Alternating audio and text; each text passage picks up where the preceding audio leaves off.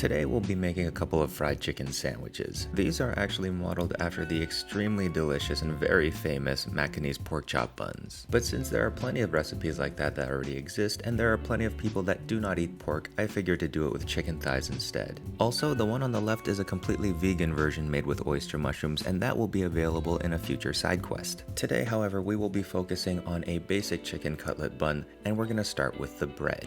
If you are a vegan, just stick around for this beginning part and learn how to make the bread, and then we will continue on next week with the oyster mushroom filling. And if you are not a vegan, I suggest you try all three of these, even the oyster mushroom ones. That one is really delicious. Because I'm using active dry yeast, I have to bloom my yeast first, which means I just have to activate it. I'm using just a little bit of sugar water at just slightly above room temperature and mixing it up, and I'm waiting for bubbles to form. If you want to skip this step, go ahead and just use instant dry yeast and put it right in there with the flour. Make sure that any salt that you put in this dough does not touch the yeast, because that will kill the yeast. The bread that we're making is actually called a Pão Francês. It is a Portuguese bread that is actually modeled after French bread. And as far as breads go, it's pretty simple to make. Here I'm putting in 3 1/4 cups of bread flour. Make sure that you use bread flour because the gluten in bread flour is at a higher level than all the other flours that you can get at a typical American grocery store. Gluten is the thing that makes bread chewy. A good French style bread is chewy and therefore has a lot of gluten in it. Cake is not very chewy and therefore does not have a lot of gluten in it. Next, we will add 1 tablespoon of sugar. Well done, John.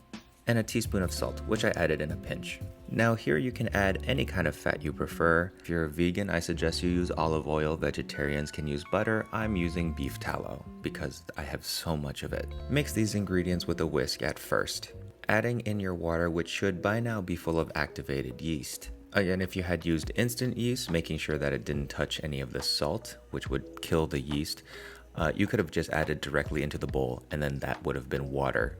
To get it nice and incorporated, I find it easier just to add little bits of water at a time, slowly mixing. Eventually the whisk will turn into a rubber spatula, and when it all comes together into kind of like a rough and flaky ball shape, and all the water is in there, that is when you hand over the work to your stand mixer with a dough hook and let it do the rest. At a level 2 or 3 speed on the stand mixer, I would say this needs about 6 minutes. Basically, you're just watching for the ball of dough to be smooth all over and no longer sticky, and when you press it, it kind of just bounces back a little bit. Transfer this dough into a greased up bowl. I grease my bowl with more tallow. You can use whatever you want, and then cover and let it rest for 30 minutes. What is going to happen is the dough ball will expand to about 2 times its size, and the reason why we cover it is to prevent the top layer of it from getting too dry, because nobody likes a dry ball. It's just not very fun to work with. Lightly flour your work surface, and on your lightly floured work surface, place on your dough ball, which should at this point be twice as big as it was when you started. At this point, just lightly press it down into a flat rectangle shape. We're going to get it at a uniform thickness and kind of in a shape that makes it easy to portion out into multiple parts. Using a dough scraper, first cut down the middle so the whole thing turns in half, and then quarter it, and then continue to portion it off until you have about 8 uniform rectangles. Would it be ideal if you brought out your kitchen scale so that you can weigh each portion out gram by gram to guarantee you uniform size loaves? Absolutely it would. Is that more work than I'm willing to do for home cooking? Also yes. Take each little rectangle and then roll them up as if they were going to be a jelly roll. You just want to roll them up into little tubes and then sealing any of the seams down so that it all expands into one shape. When you're rolling it, make sure you try to roll your bread as tightly as you can. You don't want to leave too big a gap in there, as it will affect how your bread bakes. Lightly flour your tray, or you can use oil if you want, and then place all your little jelly roll guys on, cover it, and let it rest for another 30 minutes, and voila, look at how fat they got. Now, I wasn't too happy with the shape of my loaves this first time around, so I actually went at it with a second pass, and then let it proof a third time. If your loaves turned out fine, you don't have to do this. I actually suggest that you do not do this. I just wanted to make sure that everything looked pretty. If you do decide to re-roll, just do everything again, letting it proof for yet another 30 minutes. Once that is done, score your bread with a very sharp knife or a razor blade. A razor blade would be way easier. And then sift it with a little bit of flour on top to get it that nice artisanal look, and then place it into your preheated oven, spraying it down with some water to get some initial steam going in there. Because water is way more effective at holding on to heat than air is, what happens is the water sticks to the bread and actually heats up the surface of the bread faster, which forms a nice crust. This is how your oven baked bread is darker and crispy on the outside and soft on the inside. You can either buy a $10,000 oven that does this automatically, or you can buy a spray bottle. Now, some full disclosure here, I may have been a chef, but what I was never at any point in time was a boulanger or a specialty bread maker. And my experience is with Chinese food, and we barely bake bread like this at all. So my experience with making it is no better than that of a really avid home cook, which means I have every faith in you that you are able to do this, if not do this better than I did. It was tasty, the bread was chewy, the bread was warm, and the bread was absolutely delicious, and I cannot wait to use it for these sandwiches we're about to make. But by all means, if you don't want to do any baking and you just want to get down to the cooking part, go to the store and buy some baguettes. That is just as good. Just make sure you warm the baguettes first before eating them in your sandwiches, just so you can get the full experience.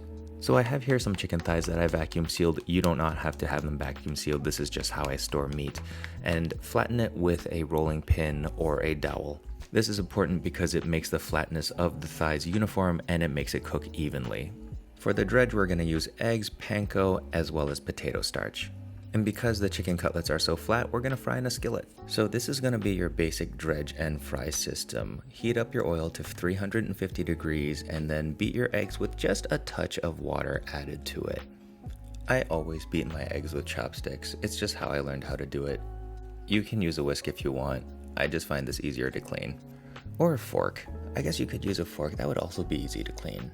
Now you can use all-purpose flour or you can use any starch you want, but potato starch is the gold standard when it comes to deep frying anything. First thing you do is you take your flattened chicken thigh, which you should have seasoned, by the way. I totally did not mention that, but yeah, season with salt and pepper. And I also season the potato starch with salt and white pepper. If you don't season all the way through, your stuff is just gonna taste very one note. But yeah, do a dry dredge first and then coat it with the egg. If you're a vegan, you can just use a mixture of flour and water to get an egg consistency, and it should work just as well. And also, if you're a vegan and you stuck with me this far, I'm very impressed and I'm very grateful that you are still here. After coating it in the egg, plop it into the panko and get even coverage, and then put it in the 350 degree oil. Because the chicken has been flattened and is very thin, it cooks through very easily. Basically, you just want to get each side to a very nice deep golden brown, and that is about as long as it takes for the chicken to cook. So if you're not used to doing this, you might want to double check and cut the first one you make in half to make sure that there is no like that translucent pink and it's just nice and white and cooked all the way through. And once you've got all your chicken cutlets fried up, you might want to put them in for another 30 seconds to do a double fry to really get the surface nice and crispy. So we're gonna do a basic cutlet sandwich just to start. A little bit of Kewpie mayo just to get some flavors going, another hit of white pepper and some salt, and there you have a basic chicken cutlet sandwich. Now, of course, you can put any of your favorite fixings that you want. You want to add pickles or onions or relish or even chili oil. Because what you have here is the bare bones recipe on how to make it. There is no limit to where you can take this potentially beautiful sandwich. This was one of 3 chicken sandwiches that I did. Well, one of them was a mock chicken sandwich using mushrooms. The last one was a bit of an experiment that I'm really excited to share with you. I had stored the chicken in a giant vat of duojiao, or fermented chilies, in the same way that some people like to store their fried chicken for sandwiches in pickle brine or even kimchi. I had made so much of these Chinese fermented chopped chilies, I figured, hey, why don't I just try storing some meat in there and then letting that kind of sit for 24 hours and then seeing what it does. The results for that one were excellent, and I can't wait to share that one with you. The way that I dressed this basic chicken cutlet that we had done together, I wanted to do a simple one of lettuce and onion, but my partner, instead of bringing me back a head of lettuce, brought me back a whole ass cabbage. Which, you know, I could have made into a coleslaw, but after making 3 different types of fried chicken sandwiches, I just did not have the strength. So just a basic mayo and raw onion with the fried chicken cutlet. Still very good, actually pretty classic way of eating it with the old style Macanese pork chop buns. Final tip, if you decide that you want to make the bread but don't have time to go through the whole thing, you can actually freeze the bread right before you bake it. Once your individual loaves have been shaped and have risen in their smaller shape, you can cover them with saran wrap, on a tray by the way. You can cover them with saran wrap or aluminum foil so they don't get freezer burn, and then stick them right then and there in the freezer and make sure they freeze fully for 12 hours before you have to take them out again. After that, you pretty much just let them thaw fully so that the gluten has time to relax, and then you bake as normal. There you go.